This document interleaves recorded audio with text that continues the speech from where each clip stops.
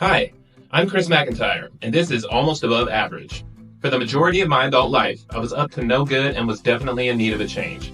I failed many times trying to change on my own, but it was listening to others that finally got me headed in the right direction. Being able to listen and take advice saved my life, and I'm still listening. I'm seeking out interesting people, stories, and experiences to share with my audience in hopes that you too will learn something to add value to your life. Thank you for tuning in, and get ready for another action-packed episode of Almost Above Average with Chris McIntyre. Please share with a loved one, and we would really appreciate a 5-star review. Thank you, and enjoy.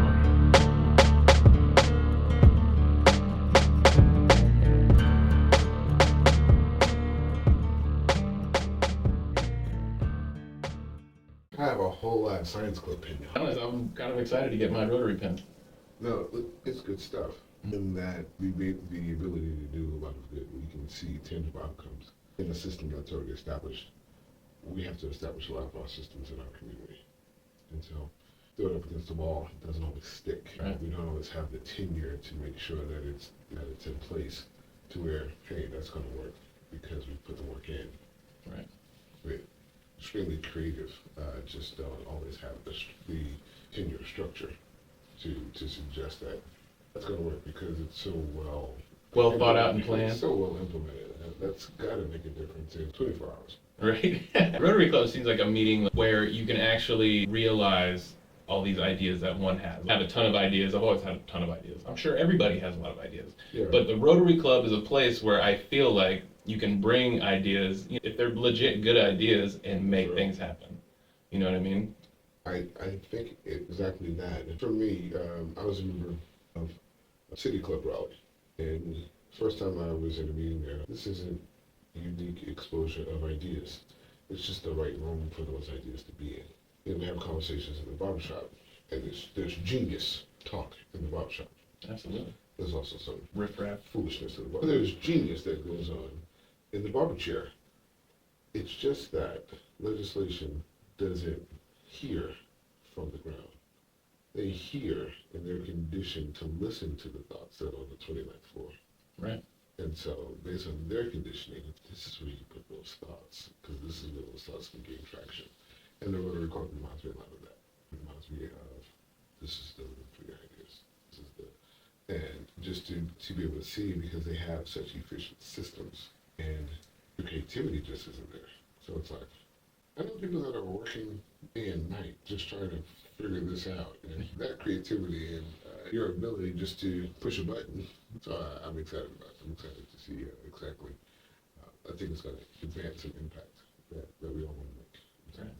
There's a lot of good groups out there. I have a good friend who is a Mason, and I'm curious about it now that I'm involved in the Rotary Club, and I got a taste of the Kiwanis Club at one of the networking events. Okay. I'm curious on all of them now. I want to see what's going on in all of them. What's behind door number 2? Absolutely. That's what you've been up to. I had a conversation because my passion is diversity.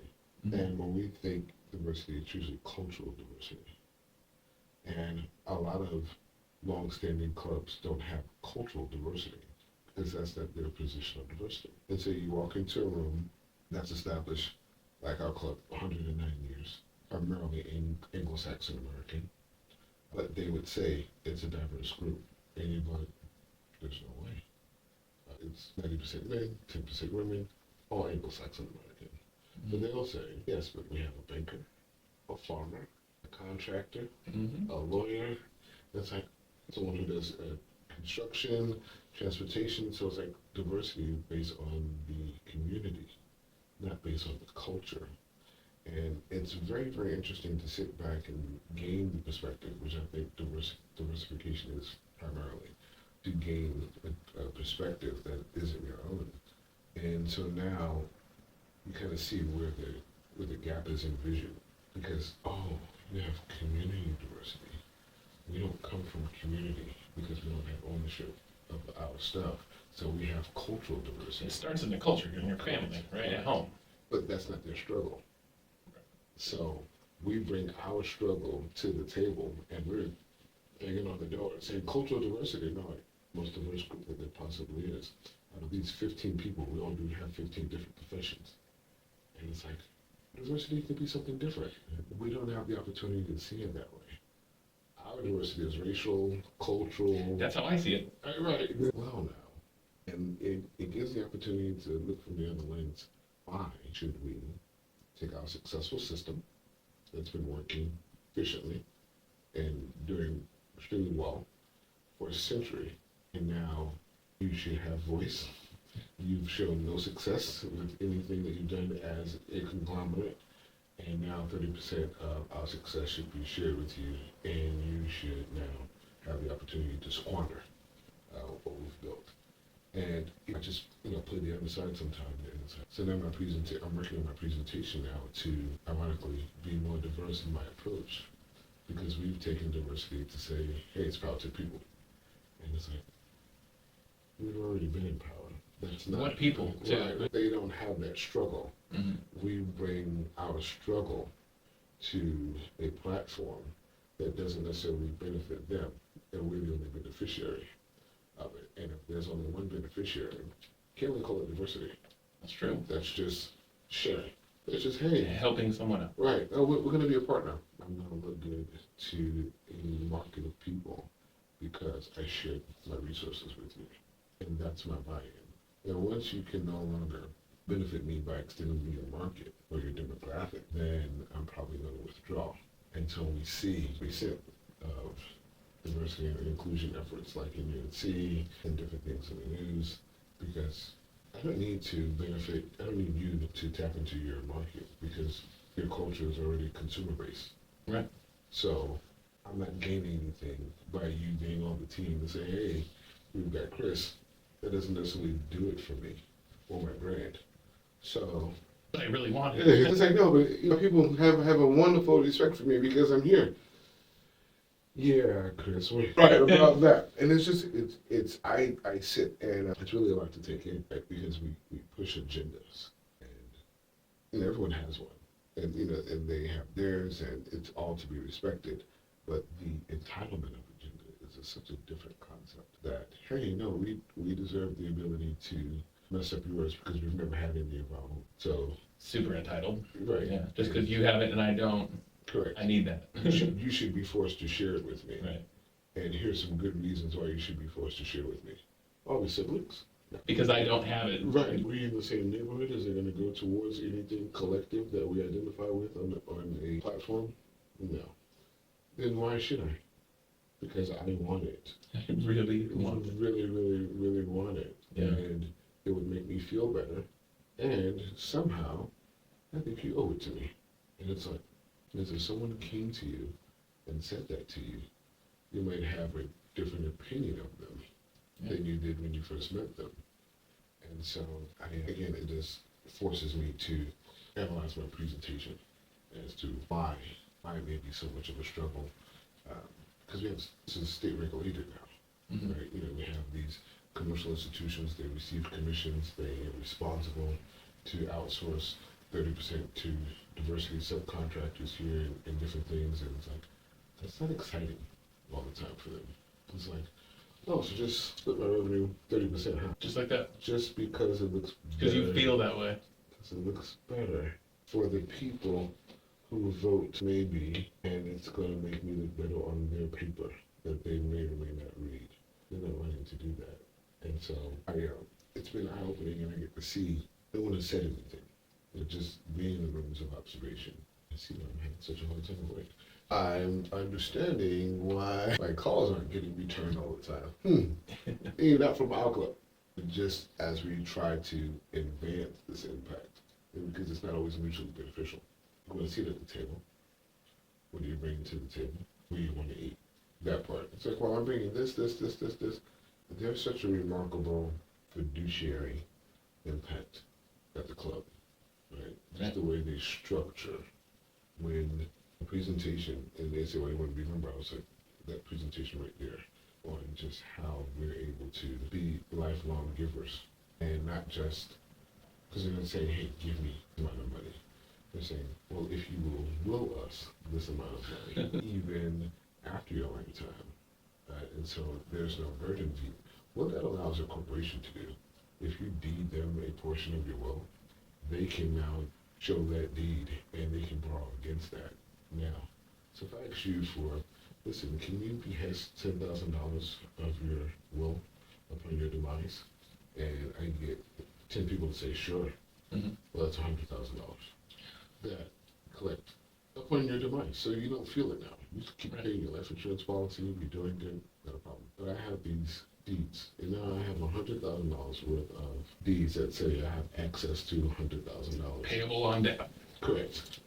And this is a club full of banks. I can take this to any one of these banks and get a loan against $100,000 against these bonded deeds. Yeah.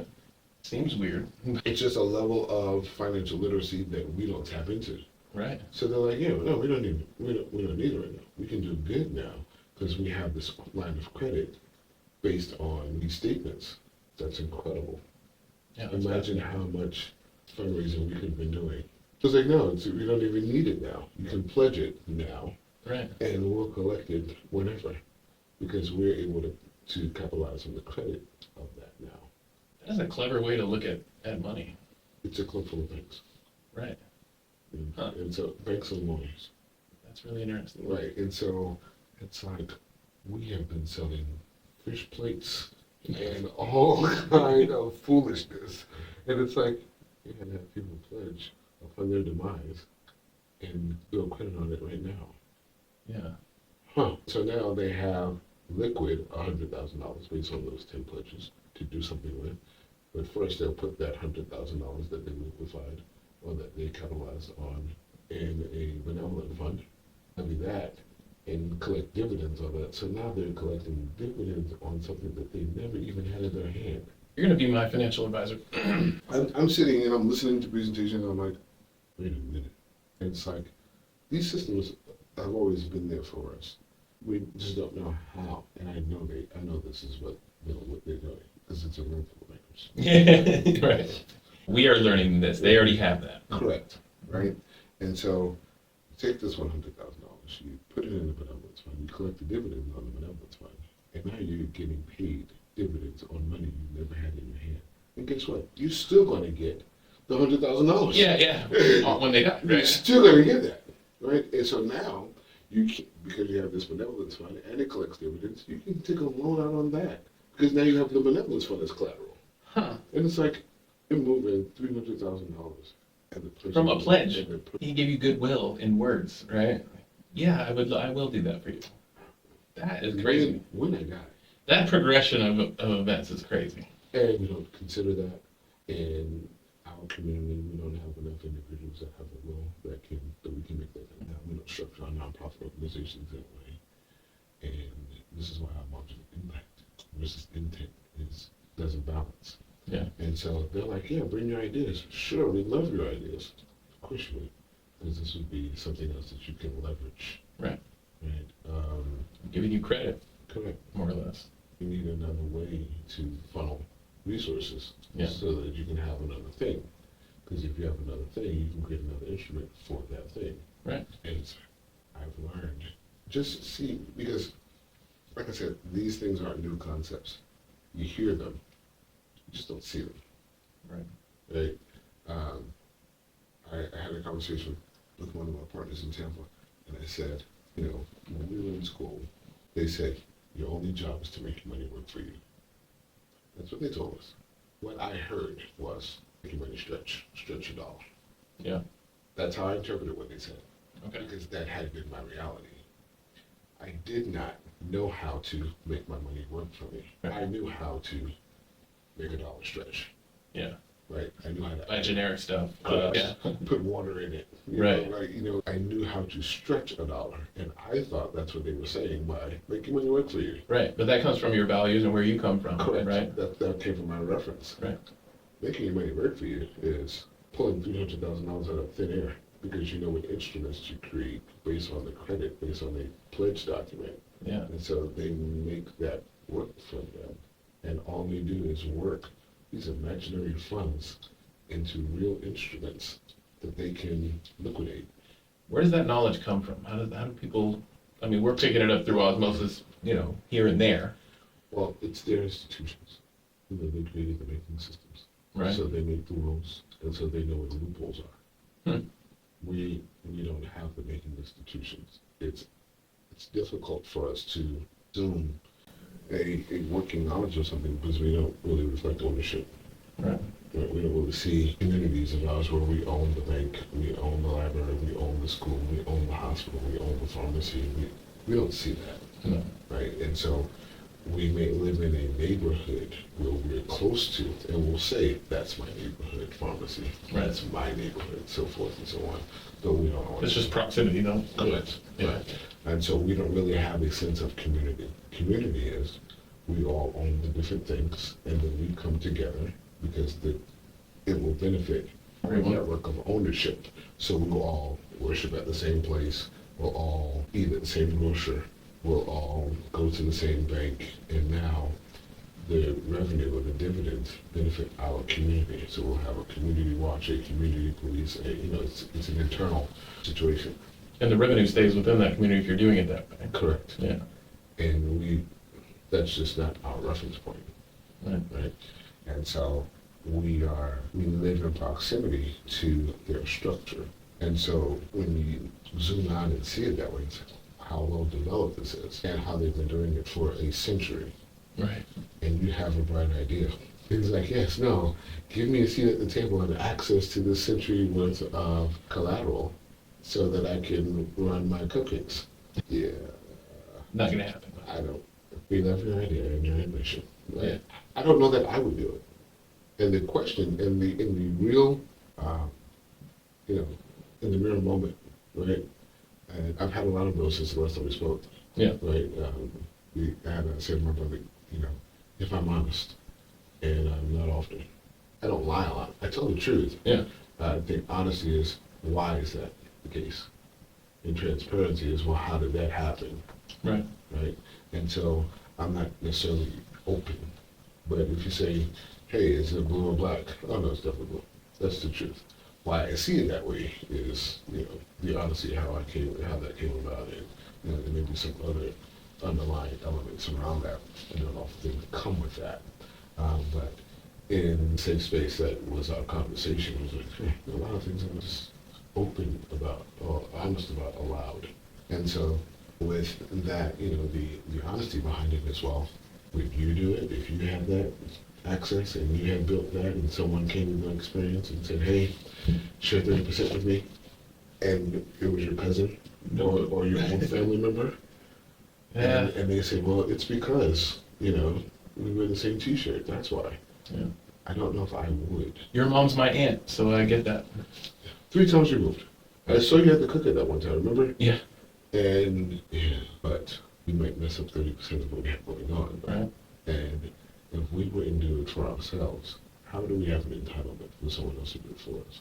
And it's bizarre that inside, I'm just in a room like this a lot. Dr. Joe, everything's okay? Yes, I'm really just going over some notes, I promise. Yeah. It's nerve-wracking because now, how do you sell it? When you have an internal awareness. See, it's easy to say something or sell something when you don't know. Hey, this is the healthiest whatever. Cool. And so if that's what your conviction is, then, you can sell. As long as you believe it. Yeah, so as long as it's what you believe, you're carrying that. As soon as you find out that there's rat poisoning in the filtration system, you no longer walk into that sales pitch with the same confidence.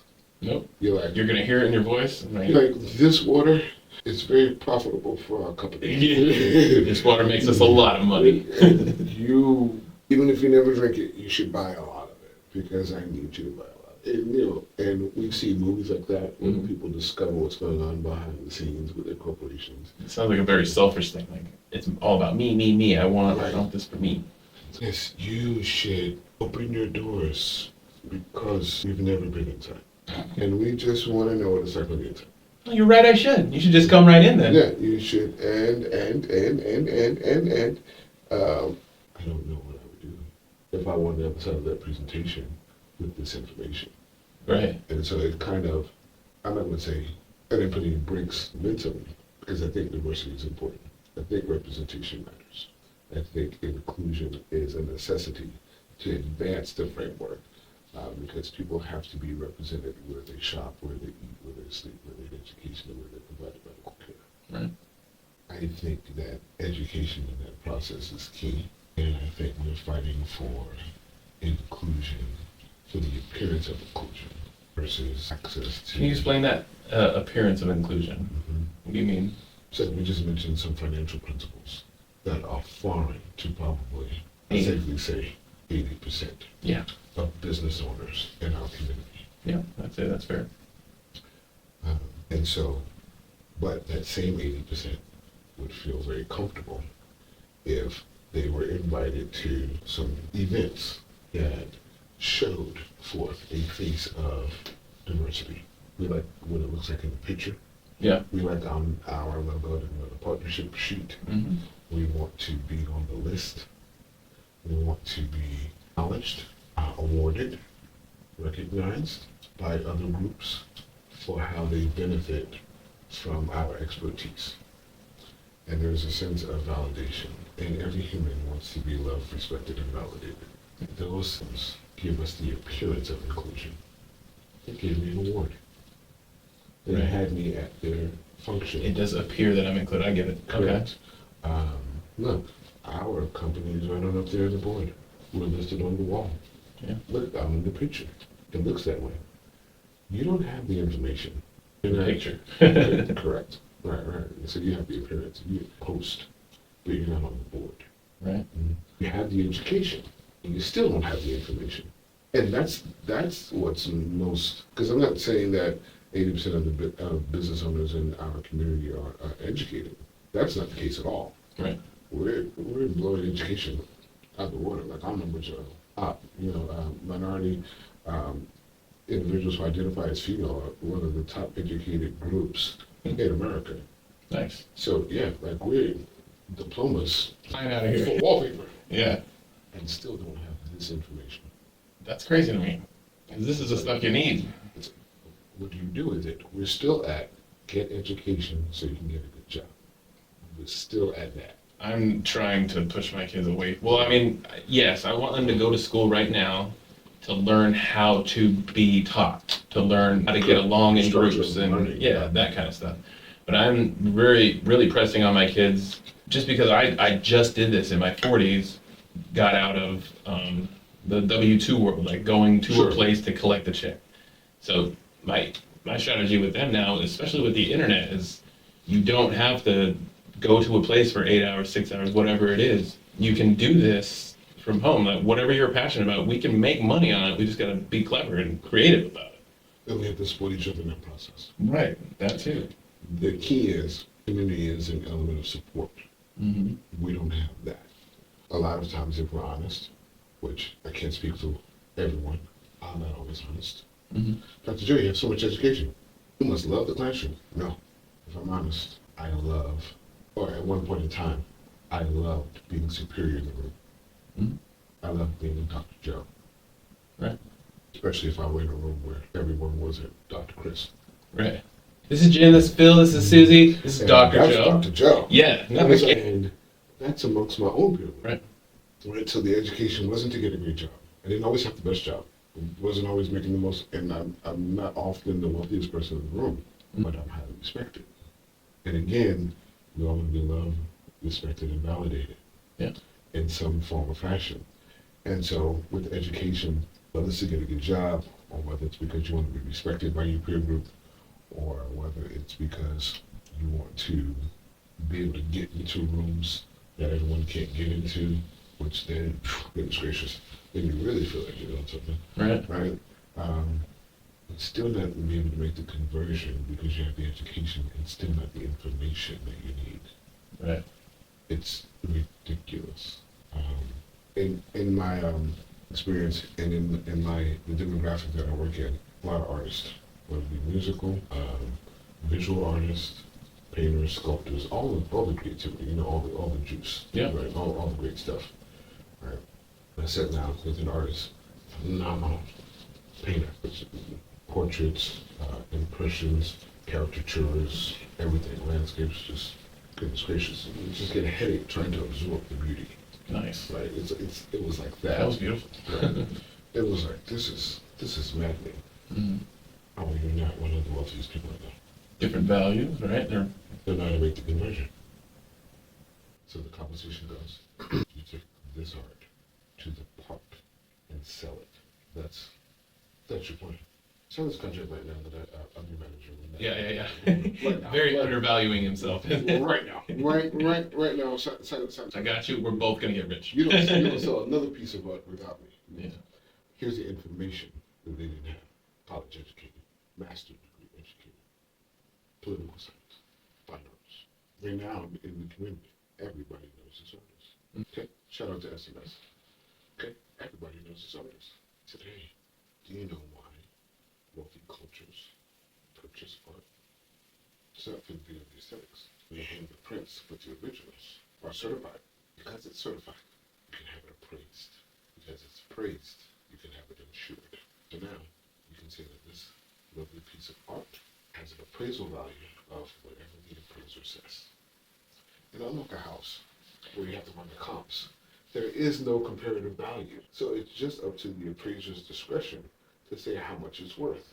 And the appraiser could say, oh, this is a $10,000 piece. And now you can have an insurance. Borrow against that, right? You can have an insurance. I'm picking up what you're laying down here, doctor. You have an insurance policy of $10,000 on that piece. Right. Because the appraiser said it's a $10,000 piece. And now you have art collectors. It's a wealth strategy because you have insurance on the art. And that's an 8-hour class for that one artist to change the life for that artist, right?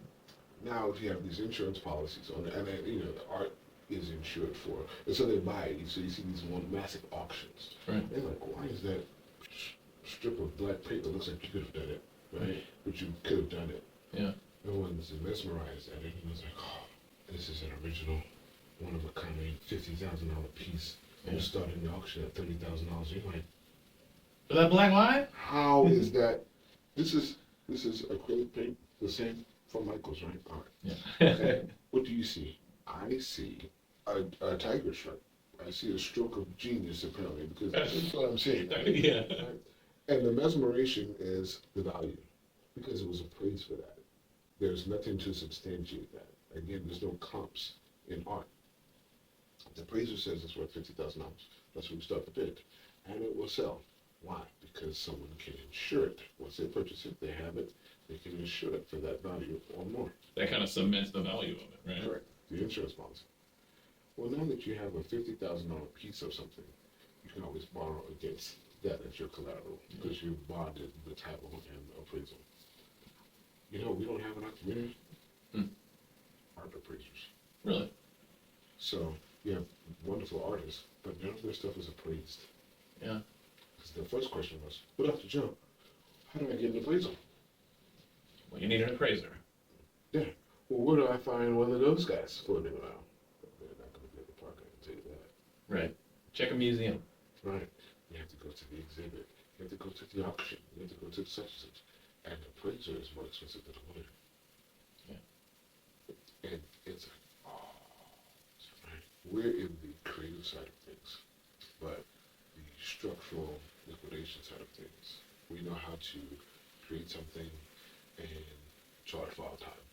We don't know how to capitalize the value of a thing. And the value is how beautiful it is. The value is how much can I insure it for?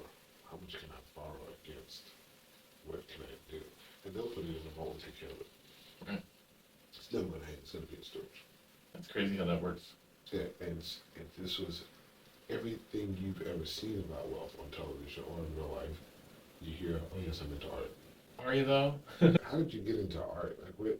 You just fell in love with the Mona Lisa, like that? You really just. So that just says they're in love with money, right? They know how to make their money work for it. Here are some safe investments. Hey, you have $1 million now. Here's how you don't lose it. You have to create some safe instruments to put it places that are not going to depreciate before you buy another car. Right. Before you buy any more sneakers, before you invest and say you want to have your own alcohol or cologne, please listen to me. Right? Put in these instruments that aren't going anywhere. Well, how do you know those instruments are safe and not my chicken salad food truck? I want you to have your chicken salad food truck. These instruments are safer because there are individuals who also use that and have been doing it for centuries. Yeah, they withstand the test of time already. Right, so you know those things aren't going to go anywhere because there are other people who use it.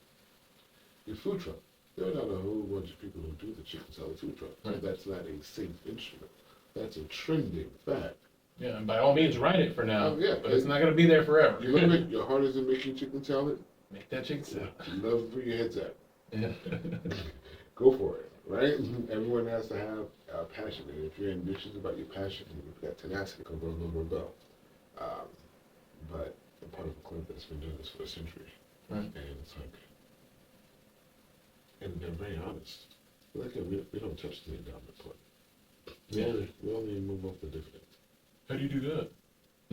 Well, the dividends are leveraged off the stock market. So you have a fund, right, and you have a brokerage account, and so you broker this amount of money against the stock market. The stock market typically increases by 7% a year.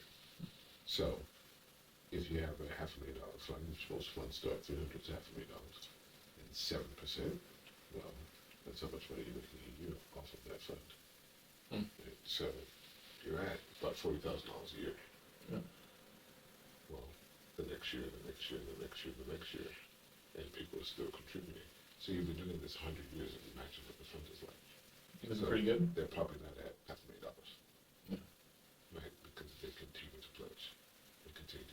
And you have insurance policies, and the more your net worth, the more you can insure yourself for. Right. Right? So if I make $100,000 a year, my insurance policy can only be for $100,000 a year, and whatever assets I may own. So maybe I can have a $150,000 policy. Yeah. If my home is paid off, or whatever the cases might be. Well, if I start making $200,000 a year, well, if I have another asset, if I have some art, now my net worth has deepened. And now I can say, hey, I want to revisit my policy. And I say, oh, you have some more assets. Yes. All the one is insured is an asset. So now I can have a $200,000 policy. Well, if I increase my policy, now I have more money to donate. That's interesting. And so my wealth grows, where I contribute my wealth to grows. If I'm somewhere and I give 10% of 200,000 is more than 10% of 100,000. However I, save, those percentages go up. And however I have my, deeds or trust structured. Where'd you get all this financial knowledge? From college? In college, they told me to work my money, and I didn't. No, you were trying to stretch it. That's what you were trying to do. I was putting rights in the eggs, trying to figure it out. Working in nonprofit structure, a lot of rejection because I didn't have my stuff together for the rooms that I was in. And they were like, where's your this? I don't know what that is. So it's where you tell me that it needs to be. Where does it need to be? Well, it needs to be filed. All right. And how do I do that? Where do I do that? if I had filed it, where would I have gotten the application from? Well, obviously, the Secretary of State's office. Yes. Okay. Obviously. And that would be, that was me for years. Trial and error. Right. It was door shut. Great, come back. Great, come back. Great, come back. And one of the takeaways, a lot of times, this is the last time we spoke, but it should be wise. The values of different cultures are different because we have different references and we have different trauma. Right. So I was up for a position, and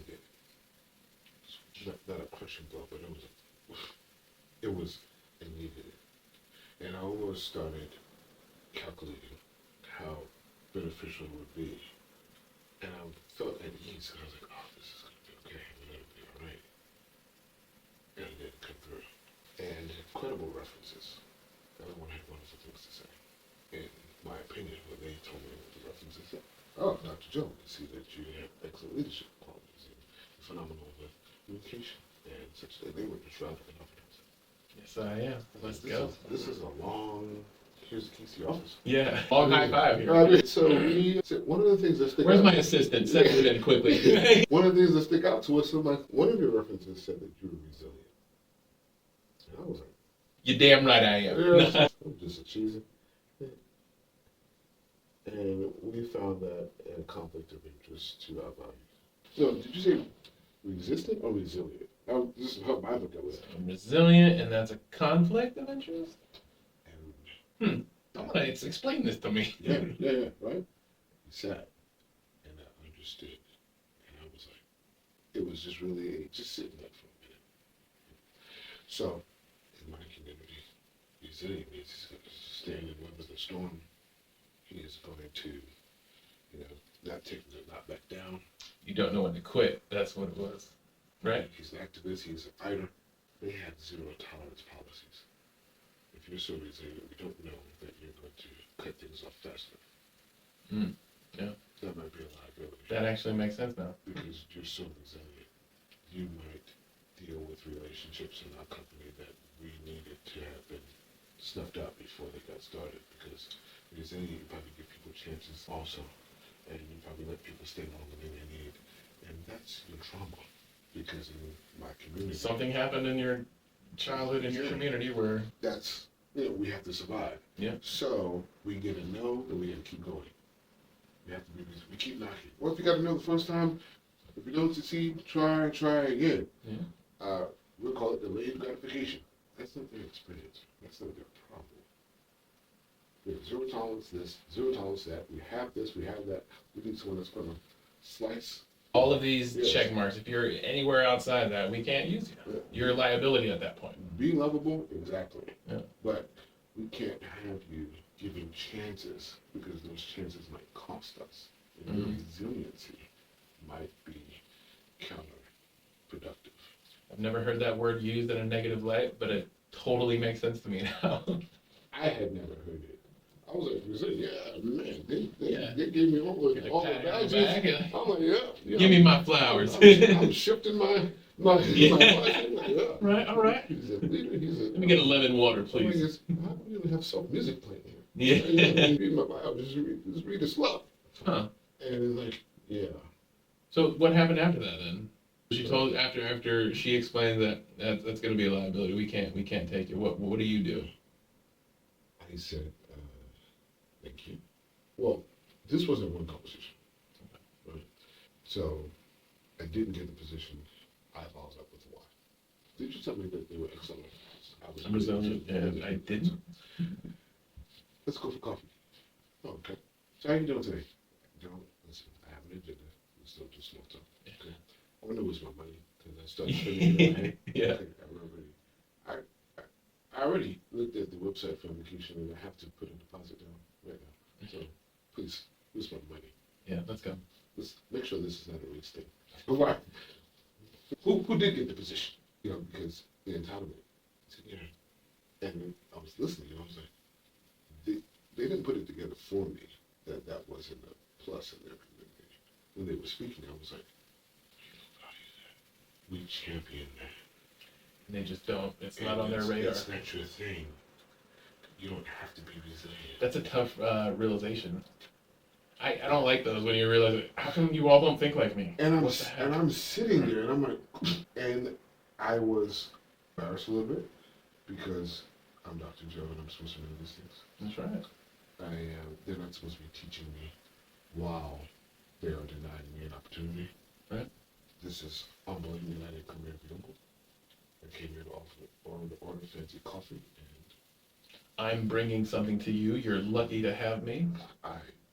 So you're going to deny me and school me. This is too much. I have to talk to Chris. I have to talk to my dad. What's going on here? Yeah. The room is getting smaller. Right. I didn't have an appetite. And I was just like, this is not. Huh. And it was interesting. My neighbor was transitioning from her job. And, I was getting the mail. And, we did the whole wave. And it's, my neighborhood, they're kind of, we can tell the timings. Everyone knows who has children, what's going on. So it's been days. Everything's okay? She's like, yeah, today was my last day. I was like, oh.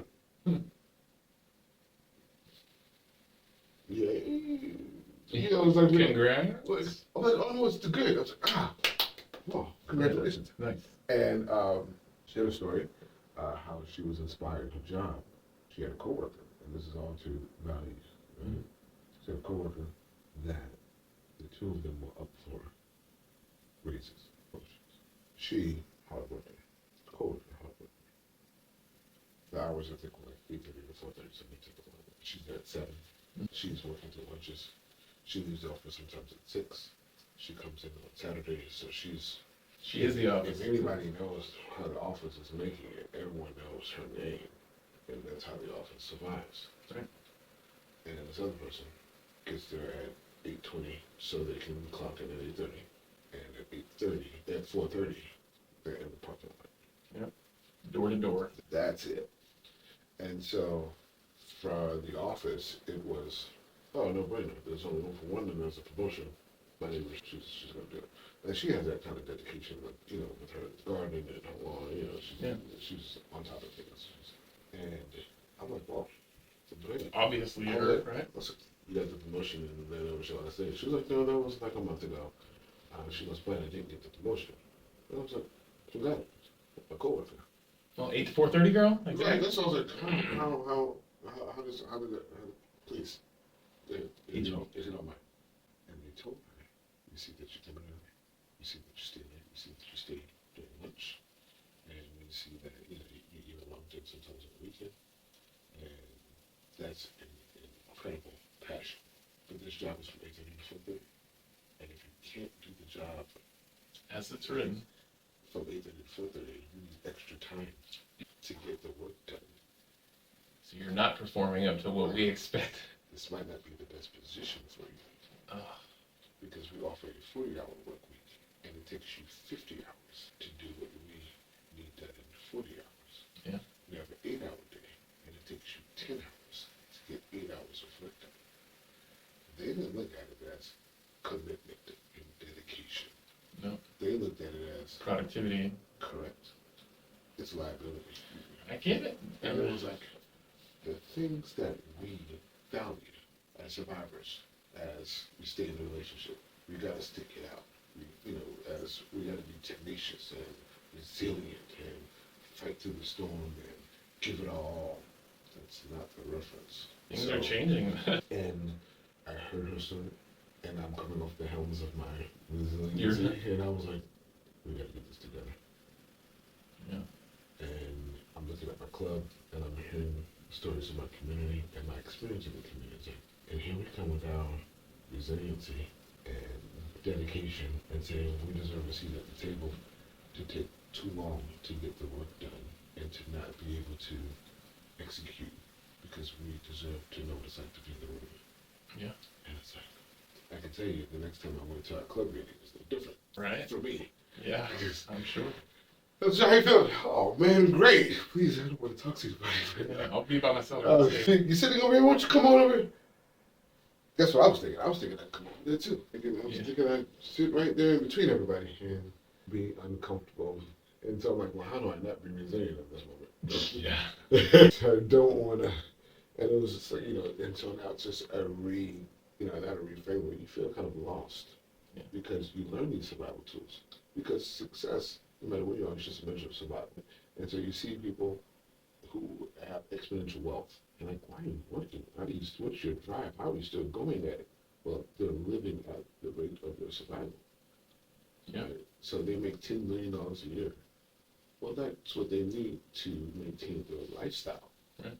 Because they live in the dollar expense a year. Right. So they're trying to get the next thing. They're surviving at their level. They're doing the same thing that we're all doing. It's just at a different level. I understand that more now. Man. Just getting a better job, like getting a different type of money. It's Sure. like, all right, now I have to spend differently. I have to save differently because I'm not used to having, large chunks and then large chunks and then nothing.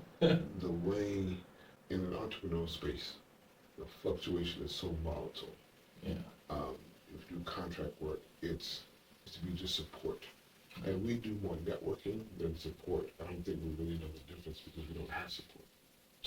Yeah, And so I wouldn't know what that is. I mean, it's support. I'm learning because it's really in these moments, in these epiphanies of disappointment, and the room looks different now. And I'm suddenly uncomfortable in spaces where right. there's not a room I can't work. We'll go places like, you work that side, I work this side. Yeah. Yeah, what you do over there? And made like $20. I got 30 numbers. I got $5,000 handshake. We're in there. Yeah. Okay. That's my friend. That's my new cousin. That's Yeah. what We're going out to dinner with you know him what I'm next saying? Friday. We're going to be at their wedding, and we're Yeah. going to be at that cookout, and she, I'm talking about she. You're married. I will do that one by myself. Yep. Everything else. I'm going to crush the room. That's my thing. That's my jam. That's my stick. Yeah. And now I'm suddenly uncomfortable in the room because The one experience kind of jaded you for a minute. Well, I didn't know how to recover from that because this is a value of my community. Right. And it's like, well, how do I code switching, right? And so how do I limit myself to this value here and understand that that's not a value here and still be comfortable with both value systems? I would say that's impossible. It's difficult. Because it's still going to be there when you enter that other situation. You still have it. You can't turn it unless you can. Correct. And it's, if you want to be authentic, it's difficult. Yeah. Because I don't like having to, one way with Chris, another way with Sam, another way with Jeff. I used to live that life. That's exhausting. Yeah. That's a compression. Because then you have 50 different ways you have to move, 50 different You have to remember them all. Yeah. And it's like, oh, you're moving like you're in church. You're in a board meeting. Right. You're moving like you're on a golf course. You are not. You're a boneyard. And like those things, it's ridiculous because you're never your authentic self. Right. And you think that no one will appreciate you for you. So you're always just trying to impress everyone. Different mask. I'm one way at home. I'm another way when I'm out with the people from my home and somewhere else. Yeah. Got 80 different titles and personalities. It's really sociopathic. Right. As a survival mechanism. Because if I show up as my authentic self, I don't know who will appreciate me. And it's like, so I get to the space where, oh no, this is me authentically. I'm settled in myself, love myself, appreciate myself. We've conquered those battles. And wait, so you don't appreciate my value? No. I just got myself together. I just got comfortable with this. Yeah, right? You don't like it. And wait, no, this is the me. Like, this is it. Yeah. And so now the me that I've embraced gets denied. And the me that I've embraced find out that he has values that are unappreciated across culture. I am Mr. Multicultural. What do you... Could I be I wrong? don't want to relapse and start to pretend to be something else. Right. And so now I have to authentically learn in front of people. Where's Chris? Oh, the freestyle. Okay. You want me to learn this in front of you. And that's what it takes in order to not pretend. And that's not a space that I was comfortable embracing in my community. Because I like being the guy who Dr. does Joe. in front of you. Right. And so it's like, so I'm sharing, it was Mother's Day. Right? Happy Mother's Day to your wife and family, by the way. Thank you. So I'm sharing with my mom. She's like, hey, what's been new with you? I said, an authentic space. She may introduce me that way to someone else. Yeah. She goes, well, Joe, you got to live with you. Mm-hmm. And I was like, yep. Thanks, Mom. You always know what to say. Right? You got to live with you. Right. Those one-liners that, you know, they don't have to live with you, so they share their opinion freely because they go and live their life. You are taking their opinion with you to sleep at night, which should not register because you should not be that dependent on their validation. Right. You should have other things that in the world that speak to you, that the engagements that you have from 9 to 5 should not make or break you. Sure. But that's how I had survived off of the opinions of my 9 to 5. Mm-hmm. That's where my esteem came from. A lot of your values. You know why your values are skewed? Because you have been using these as survival mechanisms for trauma. And so now, if you take those things away, you are grieving the fact that you don't have to be human. Yeah. In front of people. This is you. And not have all the answers. Yeah. I'm not perfect. No. And I don't have to be. Who likes you to be perfect? I assumed that was the requirement. I did. And I thought if I was more perfect, I'd be more accepted. And therefore, that would kind of bridge my troubles. Yeah. Huh. Oh, sorry, you thought that. No, that's perfect. You're the one that came in the trouble. You mean to tell Right. Right? And so it's like, it's been a doozy. You know, honesty is not an easy thing. This is why so many of us avoid it. Yeah. Right? You have tons of information and buffer people from getting close right. with the information. Because you like to wow them with it. how'd you know that? Right. Let's stay right there, right? Because that's what, if you're marveled by me, cool. Yes. I'm gonna keep all this knowledge right here till when I see you, and I'm gonna drop it. I won Chris because he thinks I have some knowledge. Mhm. Great. I don't have to be honest with how that information came about. I can just showcase. Yeah. Right. What happened in the locker room is what I'm, that's not often what we share. Right. So I really appreciate this space. That space. Well, I'm glad you even came. We did this. We had a great conversation when I left. After you left last time, I was like, man, that was the best podcast I've recorded. That was one of the most genuine conversations that I've had in a long time. And then when it didn't record, I was like, oh man, okay, thank God it did record this time. Oh man, that's scary, dude. I've been on several podcasts, Mm-hmm. and I'm usually, if it were any other podcast, I would have been like, what do you mean it didn't record? Like, I'd have been like, well, like snap. None of that even came to me. Oh, thank God. Because it was such a genuine conversation. Right. I gained more from the ability to have authentic expression. Right. And, there were things that I've not only never said on air, but there were things that I had spoken out loud. Mm-hmm. And I was like, oh, Chris is just cool to talk to. Nice. That's my guy. I want to be that guy, you know? Yeah, no, I was like, oh, man.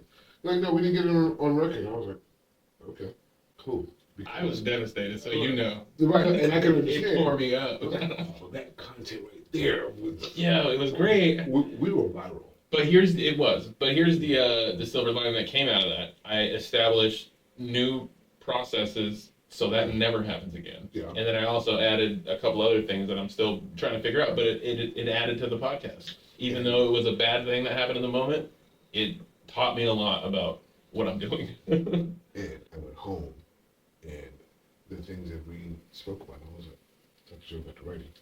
Nice. Awesome. Like, I don't have the information. I was like, don't worry about it. Yeah. It's okay. I got a feeling we didn't lose it. That's good. Right. And so that was special. Yeah, it was great. It was the best one I've ever done, and we didn't even record it. That part. Yeah. It's I have books, and I tell my children, I said, listen, the values in these journals, these are where the books come from. Mm-hmm. Right. And so I've got these old leather-bound, journals. I like the leather-bound journals. I like that. Well, I like the rustic. Yeah. I feel like the old Indiana Jones. Yes. I like to have the Holy Grail. That's how I just felt right now. Like, that'd be cool. I was like, these journals are where the gems are. Yeah. Right? These are the. Son made me realize today, right? That's not what the book sounds like. But these go. That's where it's going to come from. Right. Correct. I was like, this is the vault. Mm-hmm. And so I started into paper. I was like, oh, yeah. I said that. Not because it was so masterful that I said it. It was like, I said that out loud to another person. To another human? Nice. Potentially on the air. Oh, yeah. You are out there, bro. I said, well, I'm in a new space. All right. That's good. Yeah. Step on in, I went into an entire momentum of transparency. Oh, I had so many cleansing conversations. That's great. No, sincerely. And, you never know when things are going to make an impression. Mm-hmm. When things are going to come your way that you need, that you didn't know you needed. I was perfectly fine and comfortable and complacent being and understanding things how I understood them. So I know a lot. So sometimes I know a lot of stuff. And be good with that. Yeah. But not satisfied with where I am in life. Right? And then we'll have a hiccup, at least a breakthrough, and there's welcoming and sobering conversation, and it was like just one honest conversation after another. And it was like, this is weird, because I work in a very political space. Right. Like, we started talking about, state commissions and, diversity and regulatory compliance. It's a very, yes, we have to do it. Do we have to do it with you, though? And how soon do we have to do it? So it's red line district. Yeah. And so transparency, that's not how I spend most of my day. I spend most of my day trying to be right or figure out where right is and how to align with that for this project. Yeah. And that doesn't always speak to the soul. And it was like, I'm trying to tell you, man, that I'm so grateful because I've had so many experiences where, you can snowball in a downward spiral. Yeah. Not one thing. But it's not often that you have experiences of, man, I've been on upward momentum ever since. Yeah. And and that's what this was.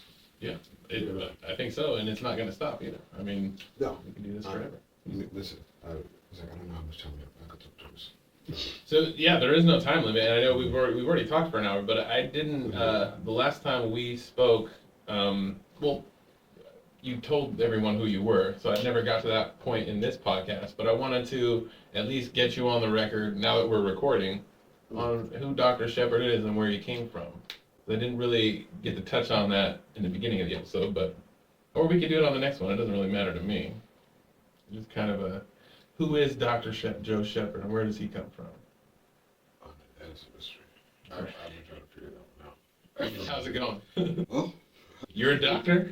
that part. He right? did that. Right? Mm-hmm. It came out of necessity for me, right? And so you hear people say, hey, I was going to be in the streets and rap saved my life. Mm-hmm. But in my community, right, basketball saved my life. I was in a meeting yesterday. We'll say the place. This is how you make a deal with different culture. And the individual started off saying, well, if you're ever in Ukraine, you'll know that ballet is really important. And so ballet saved my life. But outlets. Same thing as like basketball. And, right. Outlets. Music right? for me. Correct. And so, if having an outlet and having that outlet being supported is life changing. Yeah. Right? And so I ran out of outlets. I had burned all of them. I was like a supernova. I was a child prodigy of music. I sang and danced and played all the instruments. And I was a rock star. By the time I was 20, I'm on tour. Doing it? Burning, right? Grab a wife, have a child, and go through it. And it's like, oh no, we don't do that anymore. It's like, get another wife. Yeah. Really steamrolling, right? And nothing was settling, right? It was saving, but not settling. Meaning, it saved my life. Yes, it kept me off the streets. I didn't fall into drugs. It didn't keep me from falling into depression. Right? I was reckless in so many other ways, but it kept me off the streets, right? And so it was saving, but there was no settling, because even in that, I needed to do that at a high pace. It needed to be high octane. And we're going to go on tour. Yeah. You know what I'm saying? If we're going to do it, we have to be the best at it. We're going to play the biggest stages and give the most attention. It's going to be the most girls. Kids be no girls. It's going to be all girls. Yeah, all the girls. It's going to be all. It's going to fly. It's going to be first. Everything had to be high velocity. Yeah. Right? And so you have the thing that saves you, and you're not settled with it. So you have a wife, but you're not settled. You have a great job, but you're not settled. It's like, these outlets don't cure the anxiety that comes from trauma. To distract you, right? Correct. They help you fill up space where there's voids. Yeah. That's why you got to keep it going, because as soon as you slow down, you start to sink. So it's like, no, let's paddle. Yeah. Let's get back at it. And so everything that I did at a high level. And that sounds amazing. That sounds like achievement. That sounds like productivity at its finest. Until you realize it's running. It's not productive. You just happen to publish a book while you were running. That was part of your journey. And it's wonderful. Very proud of that. And it's great content, but it may not come from a great place. Fair enough. Not to say that it was dark or anything like that, but at a time where I needed that. You were an incomplete human, kind of, Correct. right? So Correct. you're still learning Correct. stuff. And, yeah. And so in doctoral degrees, again, education has to be at a high level, right? Because I'm trying to figure out what survival looks like. And when we talk about survival, it's always surviving the trauma. Whatever happened, however many things traumatize you, whether you went through a divorce in a marriage, whether you experienced homelessness, whether you experienced some type of substance abuse, whether you were harming yourself or someone else was harming you, or when someone else being harmed and you felt helpless. There's so many different levels, that are significant in that regard. And it was necessary for me with, hey, I'm anxious about my depression and depressed about my anxiety. I'm anxious about my depression, depressed about my anxiety. Yeah, I was like, man, I don't. So I'm sitting. I would literally be in my car like, phew, that happened. Oh man, I don't want to sink into depression. I don't want to sink into depression. Are you anxious about not sinking into depression? Yes, you don't know how long it's going to take to come out. If I sink into that, I don't want to sink into that because I know I'll start eating, and then I'll start wanting comfort, and I'll start making the wrong calls. I'll end up in the wrong relationship. They'll be unhappy with me, and I'll be wondering why they're not unhappy with me. And then I'll be wondering if I'm good enough, and how come they'd rather be with nobody than to be with me. I've got to be better than nobody, and I don't want to go into all that. And we are really overthinking about how downward this depression is going to be. I know. Anxious about it's a real thing. I'm anxious about my depression, right? And I am so nervous that depression is going to leave me unproductive. That's it. Anxious about my depression, depressed about my anxiety. Because then when I'm finally sitting down, it's like, how come you just can't be settled? So I don't know why I can't be settled. I don't know why I need that. Because I'm still sitting in my trouble. Yeah. And when I sit, and I'm sitting in a space that doesn't make me feel safe. So now I want to go. Go where? Anywhere. I want to drive at a fast speed. I want to have a high-profile relationship. I want flashy clothes. I want to go on the trips that they say you're supposed to go on. I want to do the excursions on the trips that you say you're supposed to do. I want to date the models. I want to do everything that I'm seeing being done. Anything that money can afford me to do. And I did all the things that money afforded me to do. Yeah. And then it's like, wait, where's the money? Now the money's gone. It's no more money. What do you mean it's no more money? Did I have a good time? Yeah, I had a great time. Yeah, I took pictures. Hope you saved the pictures. What do you mean? Took pictures, lost the camera. What? Can't go back? No, I already spent that money. Yeah. No, didn't set it up right. How come you didn't make your money work for you? I was stretching it. I was stretching it. Yeah. I added the rice and the water. What are you talking about? I was doing it, Professor. I was making my money work. Like, no, you were stretching your dollars. You were stretching yourself really thin. Yeah. I know I can't have no money because that's going to leave me depressed. Is your identity and how much money you have? Give me some money and then we'll figure this out. I'm not sure. I don't have any right now. I think $50,000 will help me make a determination. Absolutely. Yeah. Right. And so it wasn't, on paper. It's Author. regular appliance author. And, this. It looks like wow. Those things happen. I was down here, anxious and depressed, shooting some winners out every now and again. Correct. It's scoring title, shooting 50%. You know how many shots that is a game? If you're scoring 60 and you shot 50%, 20 shots. goodness gracious. Yeah. You're shooting the whole time. That doesn't include practice. Right. And the team had to score something also, because not like you had 50 at the end of the game as a team. Yeah. That's a lot of shots. And when you're reading the resume and the bio seems as impressive, the humbling part is like, yep, I was sleeping in my car doing that. And yes, it's on about the NAACP, and yeah, first in that time, and I'm echoing all the things that were happening behind the lines that are being read. And this big thing that everyone admires you for, right? You saw your profile, and it was just outstanding. It's looked like that. I agree with you. Times lunch.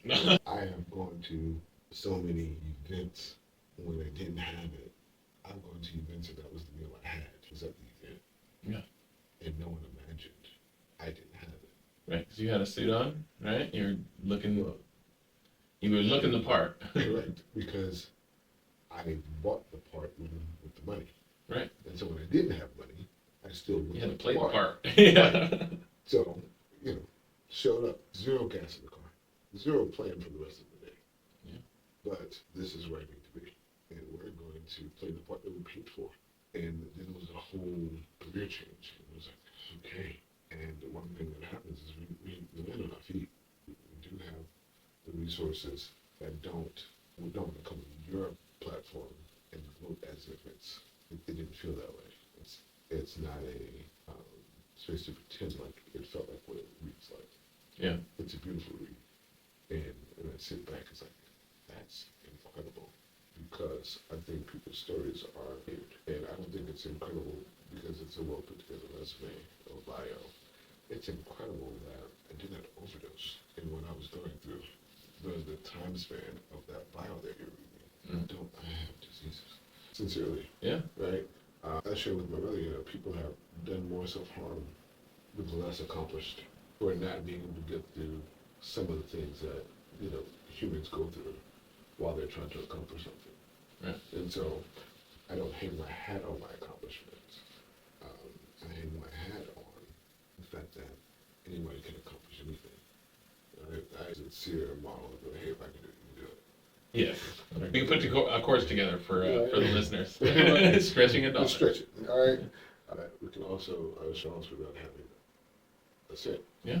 We just learned that today on Almost Above Average. Yeah, that's the title. I love that. Yeah. Almost above average. Almost above average, yeah. I didn't wear it today, but I'm working with this clothing line, and he created the first outfit that we're going to eventually release, but it has it's 2 doves on the chest, and it has almost above average right here, and then same thing on the back. And we're going to do a whole line of apparel for not just the podcast, but for a million things. Yeah, AAA. And the reason for it too is because of it'll be AAA, like abbreviated, and they all start with A, so alphabetically my podcast will come up in some list, some first, Gotta be. I want a partner, I want a sponsor, Yeah, man. I want in on all of that. All right. I don't even know what to do with that, but No, let's go. I do know what to do with it. Okay, yes. You're like the artist of the sound spit here. Exactly. That's what I am. I'm just willy-nilly out here. We'll get an appraisal. That's incredible. What is? Yeah. No, almost above average. Yeah, that's cool, right? I love the name. I like it because it kind of doesn't make sense. I worked hard on that name. If we're honest, that's where we find ourselves. Right. You're doing amazing. That's gonna be my life. I'm gonna not wear it out because I don't want to put it out there before you put it out there. All right. But as soon as it's out, 100%. as soon as it's hashtag ready, Yep. I was like, you didn't want to? Yeah. It rolls just like that. Yeah, it It's does. catchy. Yeah. Let me know when you put it out. It will. I won't be saying it before that. But No, I mean the almost above average is the title of this podcast, but the clothing line and stuff. When that stuff drops, I'll let everyone know. I'll do probably a whole episode on that because he's the guy who does that. He's also building my website, and he's building a online merchandise. It's like Shopify, but he created it, and it'll go on my website. So people will be able to. You can just click and buy the merchandise from the website.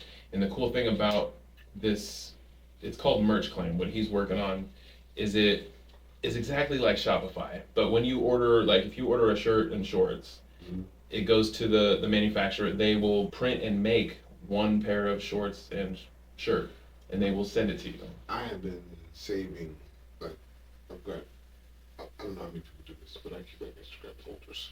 Oh yeah? Never heard of that. Oh no, listen, I've got, because we have clothing lines, right? Yeah. And so when they have all the white labeling, so I've got like resources for you, just what you mentioned, Okay. and I just haven't gotten to them. I'm going to share them all with you. That would be great. I would love that. Yeah. I'm going to dive in. I have 3 apparel brand partners. None of which come look with you because they're all separate brands, but all lifestyle brands. Nice. And I love that. What needs to happen is you have to make sure that you have your trademark, you have the LLC, you have to be able to own those words. Okay? I will. Okay. I'll do that this weekend. That's important. Trademark them, or do I have to start an LLC for the podcast specifically? If your podcast is going to generate revenue, then you want to have an LLC. If you're going to stream for likes and you want to be able to monetize your content, I do have an LLC. It's called McMedia Network. So the idea, tell me, I'm going to ask for your advice on this. So my media company is going to produce just, regular content like TikToks, Facebook Reels, Instagram Reels, stuff like that. But the main thing is going to be podcasts and music and audiobook production. Those are going to be the ones I want to make money with. So do I need do you think I should get separate LLCs for? So I don't think you need separate LLCs. Okay? Imagine that you had the Oprah Winfrey Show. It was produced by Harpo Productions. Right. So McMedia Music Is the company. Is the production company. Right. Almost above average is the show. So a show has to be licensed to a production company. A show needs a producer. Needs a producer, a director, this is how you roll your credits. Right. Okay? So we just have to do some research in how we're going to structure that, because if you are the producer and you are also the host of the show, those are two separate entities. I'm also the owner. So you want to be able to separate, so you want to be able to disenfranchise some of that. The reason being, if there's ever any level of lawsuit, you have a guest that comes on and something goes left, or you have a viewer that says, hey, they're offended that something goes left, and they sue, or they have a suggestion, then it goes against everything that you own. Unless each individual thing was... That's the benefit. Okay. How do you go about doing that? Or trademarking? Trademarking is something different. Trademarking says, you have this water bottle, it's on something, you can trademark product. Products are trademarked. You register labels, names, logos. Okay. So if you just have your logo, then you're going to put that on something, and that's how you make it a registered trademark. So I'd have to come up with a logo for Almost Above Average, and then I get trademark. Just words, it has to be graphic. I do have a graphic for media. And I mean, it can just be whatever it looks like, right? As soon as you put it on a shirt or a mug or something like that. Yeah. Oh, when I put it on a shirt, it becomes trademarked? No, you have to trademark it. Oh, okay. I was like, I gotta call someone for this, or there's an application process, right? Yeah. Kind of like, and where does that go? Yeah, right. That's where things are copywritten, because you copyright words. It's because, and the reason you copyright words because there's also going to be a transcript of your podcast. Right. And so this is a very cool thing. It needs to go to the musician. I learned years ago, and I'm still gunning for it. You can win a Grammy. Grammy is anything that's audio. So you can, really? Yeah.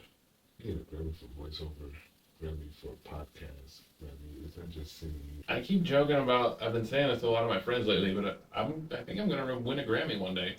No. I've been saying that I was an author. I'm not finished. I still have some catalog to complete. I said, when I'm finished writing, I'm going to go get this Grammy. Mm-hmm. Right? And I'm going to go get this Grammy. Yeah. Me and Carnegie Hall got a date. It's in the future. I'll be there, though. So. The surprise. Right, not prize, but surprise. Yeah. Right, surprise! Right, but no. That just opened up so many more avenues for my Grammy. Correct. I like that. I don't have to write just a banger song. I can do some killer voiceover work on a commercial. Do jingle. You have a great voice for narration, too. Everyone says it, and I hate speaking. And that was like the, I promise. I would play, so I didn't have to talk. Yeah. Then I started writing, so I didn't have to talk. And then people started interviewing me, tell me about the book, and I was like, I wrote my book, so I didn't have to talk. Yeah. It was like, no matter what, I was like, and I was one of those. But I don't like doing it. Correct. Yeah. Right. Let's go. Yeah, no. I'll do it.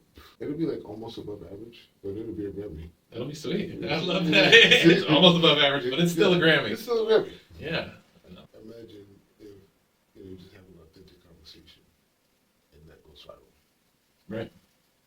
Well, that's the hopes, right? I mean, everything I record, I'm like, hopefully. I mean, is this the one? I think there's a space for authenticity. Yeah. I think we're saturated with flash. Yeah. And people wonder how to get to the flash. There's always going to be a market for that.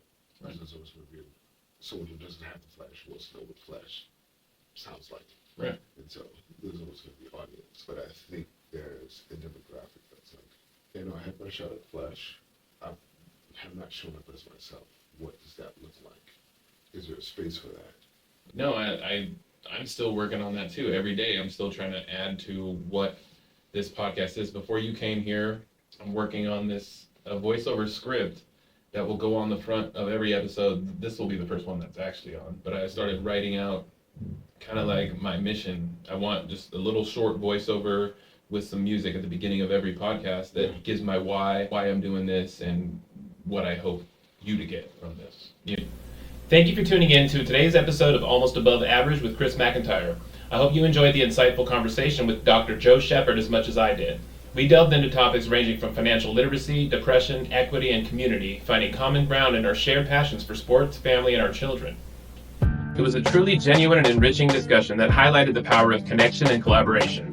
I am excited to announce that Dr. Joe Shepard and I will be working together on future projects, so stay tuned for more exciting content coming your way.